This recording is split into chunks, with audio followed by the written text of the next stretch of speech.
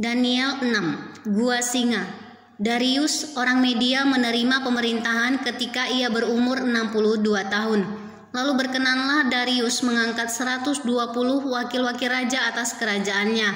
Mereka akan ditempatkan di seluruh kerajaan. Membawahi mereka diangkat pula 3 pejabat tinggi. Dan Daniel adalah salah satu dari ketiga orang itu. Kepada merekalah para wakil-wakil raja harus memberi pertanggungan jawab, supaya raja jangan dirugikan. Maka Daniel ini melebihi para pejabat tinggi dan para wakil raja itu, karena ia mempunyai roh yang luar biasa, dan raja bermaksud untuk menempatkannya atas seluruh kerajaan. Kemudian para pejabat tinggi dan wakil raja itu mencari alasan dakwaan terhadap Daniel dalam hal pemerintahan, tetapi mereka tidak mendapat alasan apapun atau sesuatu kesalahan. Sebab ia setia dan tidak ada didapati sesuatu kelalaian atau sesuatu kesalahan padanya. Maka berkatalah orang-orang itu, kita tidak akan mendapat suatu alasan dakwaan terhadap Daniel ini kecuali dalam hal ibadahnya kepada Allahnya.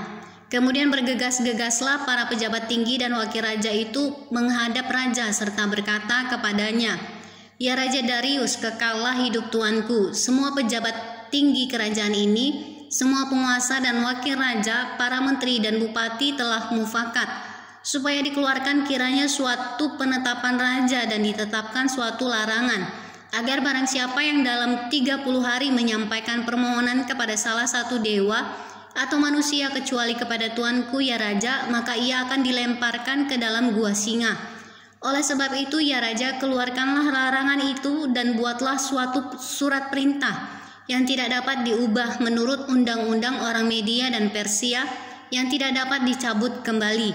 Sebab itu Raja Darius membuat surat perintah dengan larangan itu. Demi didengar Daniel bahwa surat perintah itu telah dibuat, pergilah ia ke rumahnya. Dalam kamar atasnya ada tingkap-tingkap yang terbuka ke arah Yerusalem. 3 kali sehari ia berlutut berdoa serta memuji Allahnya seperti yang biasa dilakukannya. Lalu orang-orang itu bergegas-gegas masuk dan mendapati Daniel sedang berdoa dan bermohon kepada Allahnya. Kemudian mereka menghadap raja dan menanyakan kepadanya tentang larangan raja. Bukankah tuanku mengeluarkan suatu larangan supaya setiap orang yang dalam 30 hari menyampaikan permohonan kepada salah satu dewa atau manusia kecuali kepada tuanku ya raja, akan dilemparkan ke dalam gua singa? Jawab raja, perkara ini telah pasti menurut undang-undang orang Media dan Persia yang tidak dapat dicabut kembali. Lalu kata mereka kepada raja, Daniel salah seorang buangan dari Yehuda tidak mengindahkan tuanku ya raja, dan tidak mengindahkan larangan yang tuanku keluarkan, tetapi 3 kali sehari ia mengucapkan doanya. Setelah raja mendengar hal itu, maka sangat sedihlah ia, dan ia mencari jalan untuk melepaskan Daniel. Bahkan sampai matahari masuk, ia masih berusaha untuk menolongnya. Lalu bergegas-gegaslah orang-orang itu menghadap raja, serta berkata kepadanya, ketahuilah ya raja, bahwa menurut undang-undang orang Media dan Persia tidak ada larangan atau penetapan yang dikeluarkan raja yang dapat diubah. Sesudah itu raja memberi perintah, lalu diambillah Daniel dan dilemparkan ke dalam gua singa. Berbicaralah raja kepada Daniel, Allahmu yang kau sembah dengan tekun, dialah kiranya yang melepaskan engkau. Maka dibawalah sebuah batu dan diletakkan pada mulut gua itu.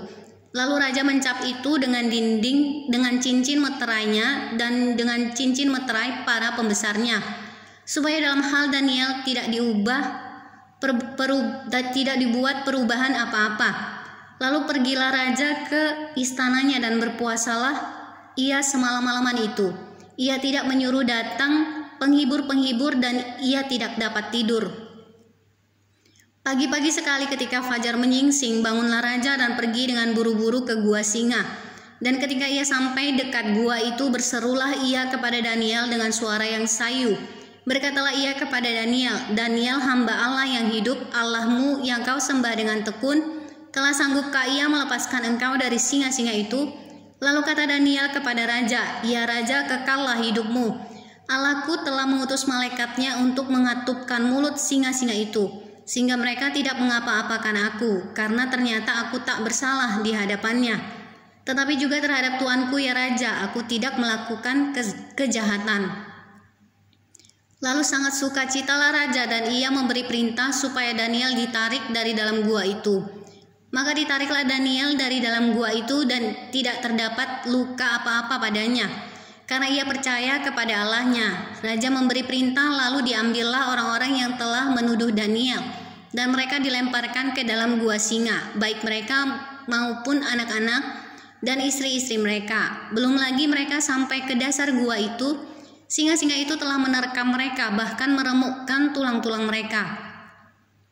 Kemudian Raja Darius mengirim surat kepada orang-orang dari segala bangsa, suku bangsa dan bahasa yang mendiami seluruh bumi. Bunyinya, "Bertambah-tambahlah kiranya kesejahteraanmu.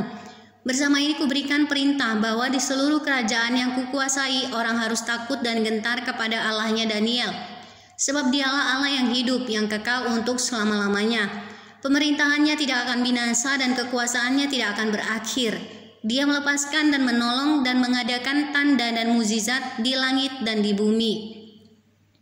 Dia yang telah melepaskan Daniel dari cengkraman singa-singa, dan Daniel ini mempunyai kedudukan tinggi pada zaman pemerintahan Darius dan pada zaman pemerintahan Kores orang Persia itu."